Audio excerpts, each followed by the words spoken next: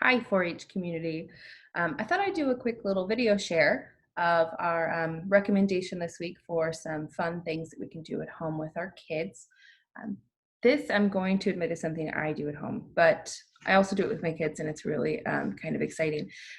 If you don't know this about me already, I guarantee my staff know this about me already. I am a huge Lego nerd. So behind me is one of my favorite sets. That's the Disney Castle. So I really enjoy these big complicated sets. But even more than those kinds of Lego sets, I really enjoy the kits that kind of have a surprise in them, or they're more than what they seem.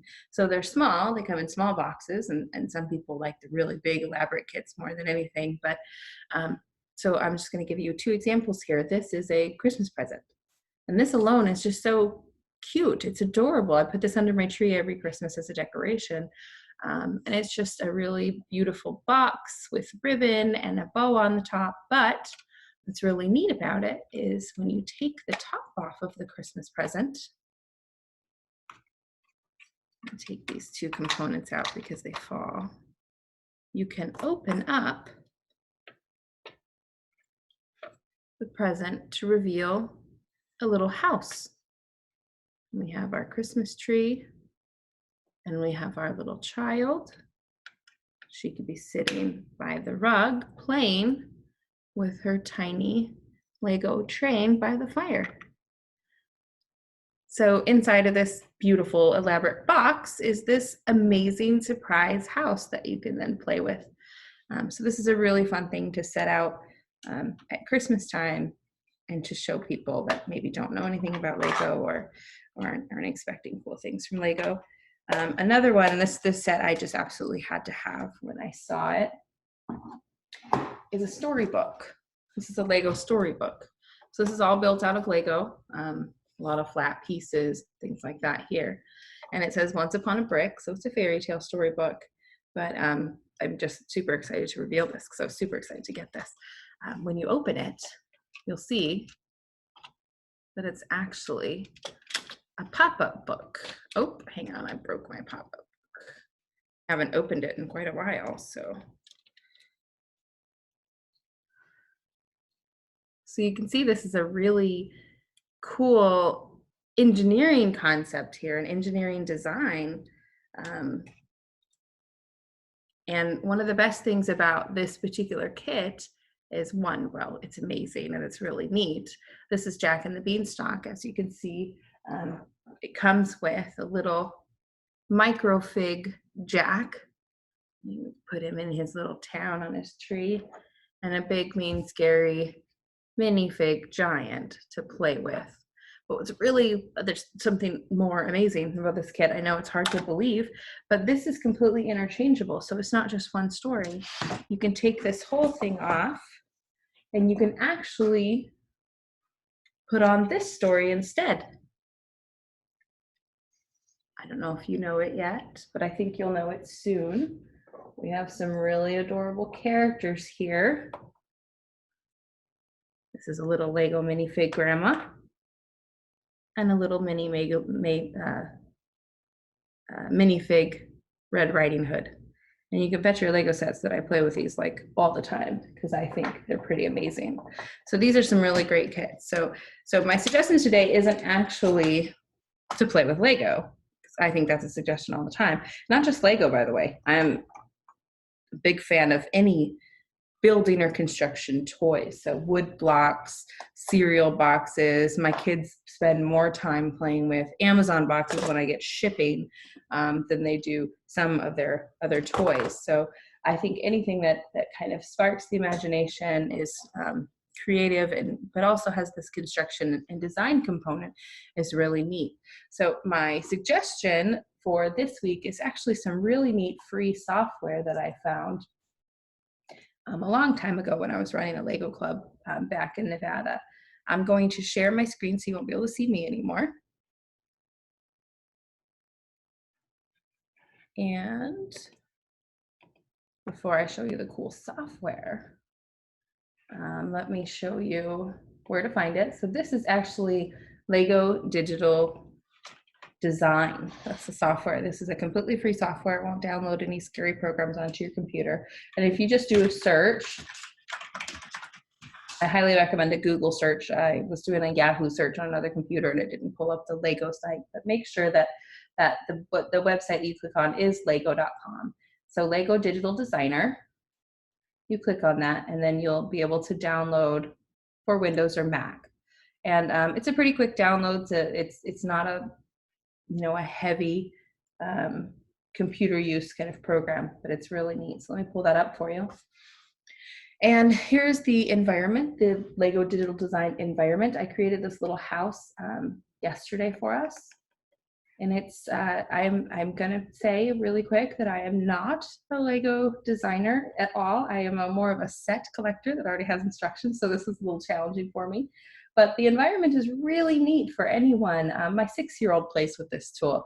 Actually, she's better at it than I am. I was very frustrated with it. But you can click on the elements over here. So we have basic bricks. You can click on those and you can pick the things you want. So I put this little pink thing. Maybe I want a second pink thing. So I'm going to pull a second brick. And as you see with the little hand here, you see these up, down, side, side. That's telling you to use your keyboard arrows. So left and right will turn your Lego brick around. Up and down will flip it. And then you just drag it to where you want on your Lego design. And there you have it. But if you're like me, if you had this picture drawing or something of something that you wanted to build in Lego, I would still really struggle to draw or to build this. So Lego Digital Designer actually gives us some great instructions as well. So up at the top right here, you generate a building guide. And these are going to be instructions just like we all kind of know and love from Lego. Step by step, where to put pieces. This is my little, there we go. We're putting our fence in the base of our house on this green base plate. And these are all pieces that I had to select individually and decide where they went. We all know this is I know it's a very basic Lego, but I'm not gonna lie. If I have a bunch of Legos and I'm building something, it's almost always a house.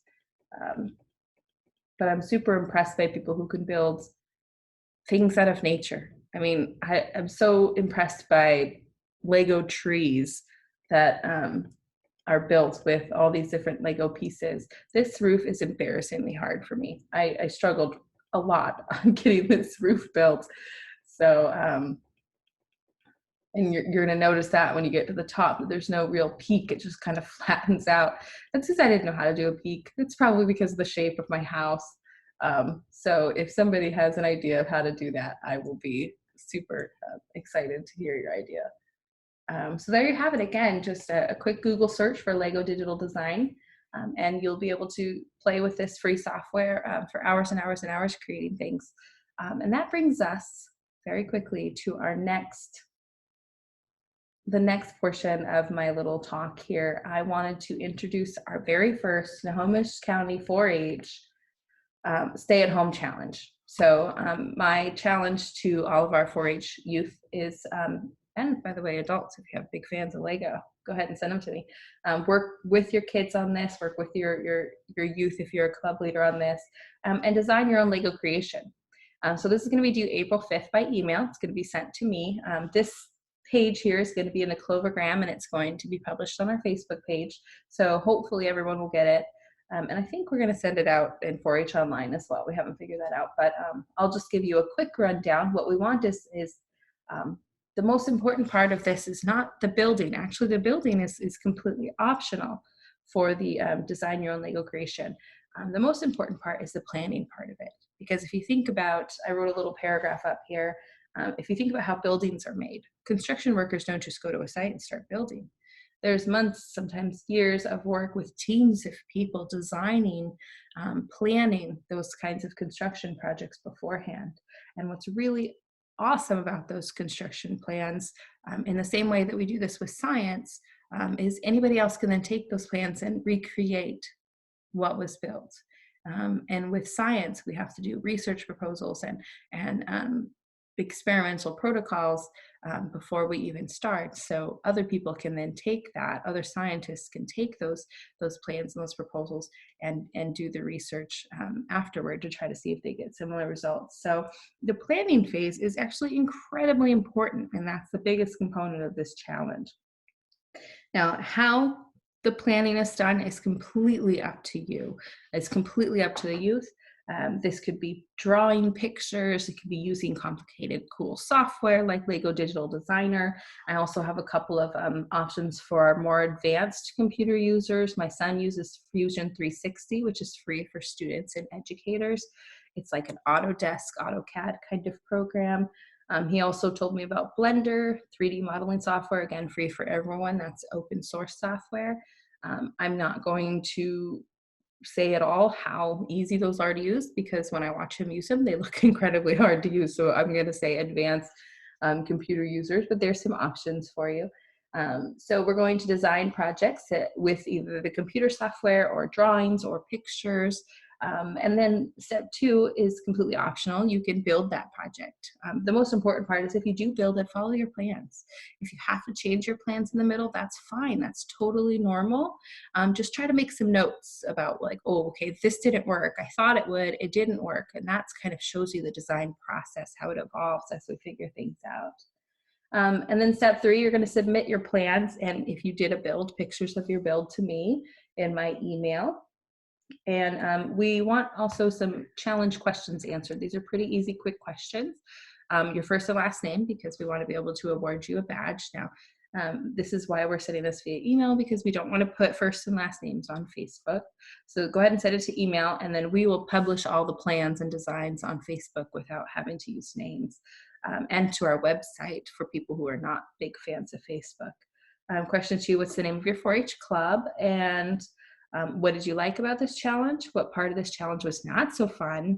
And what did you learn while completing this challenge? So that's something great. And then step four, again, this is probably an optional step, but come back and look at other submissions.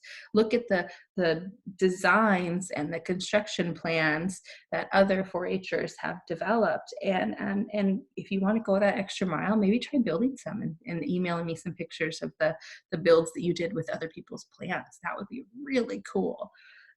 For those of you that design Lego that don't have any Lego at home, that's great, that's fine. If you design it and you have pictures of the design and the plans, I want to submit them to some Lego groups. There's a lot of Lego groups that are the adult fans of Lego groups. There's some on social media. So hopefully, if we get enough plans out there, some of our Lego fans in the world can bring your Lego creations to life in Lego and send us some great pictures. So even if you don't have Lego at home, which I know a lot of people don't have Lego at home, if you don't have Lego at home, that's fine. If you design something, maybe we can get some Lego fans to create it for you. And then step five, be prepared for an awesome virtual badge. We're in the process of building all these badges as we develop these challenges. So be prepared for that. That's another reason we need your first and last name so we can look you up at 4-H online and send you an awesome badge. And you can collect these badges as we're all stuck at home. And hopefully in the end, we'll have a cool collection of some really cool things that we did and we learned. So that's about it. I didn't want this video to be too terribly long for people who don't have a lot of time, but I hope you enjoyed it. I hope you enjoyed some of the cool Lego creations that I have here at my house. And trust me, it's only the tip of the iceberg. So I am going to stop sharing and say goodbye and have a great weekend. And again, you have all weekend and week to do this challenge and send to me. And we are really, really excited about the awesome creations that I'm sure you'll come up with. So thank you so much. And I hope everybody is staying safe and healthy and having a good time.